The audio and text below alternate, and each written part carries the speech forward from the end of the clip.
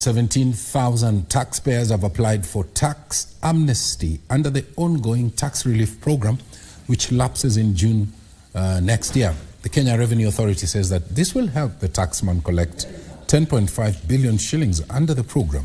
KRA Chief Manager for Domestic Taxes, Caroline Rotich, says that it has so far managed to collect 3.4 billion shillings under the amnesty program. The Finance Act 2023 introduced the tax amnesty program waiver of penalties and interest accrued until December 31st, 2022. Under the program, taxpayers will only be required to pay the principal tax amount of outstanding tax debts. Taxpayers have the option of entering into a payment plan with KRA to settle the outstanding amount.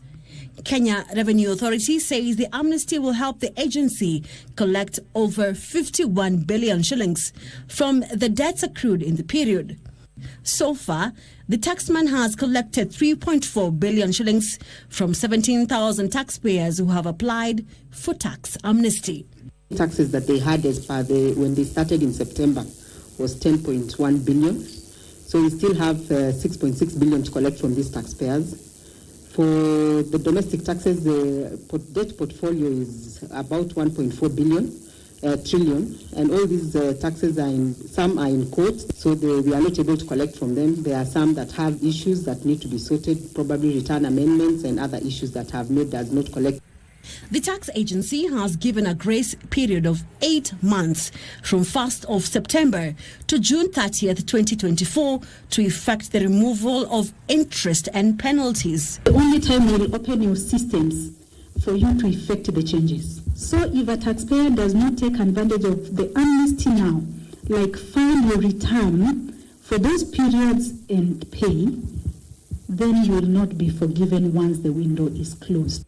So what does KRA hope to achieve with the rollout of the amnesty program?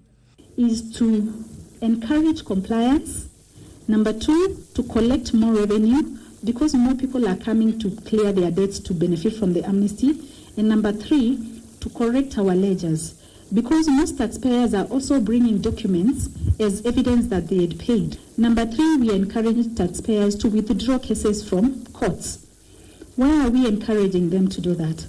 Because if you have a case in court now, you don't know when that decision will be made. KRA has identified 2.8 million taxpayers who have penalties and interest and qualify for the tax amnesty program. The amnesty deal will see KRA waive up to 200 billion shillings from the taxpayers.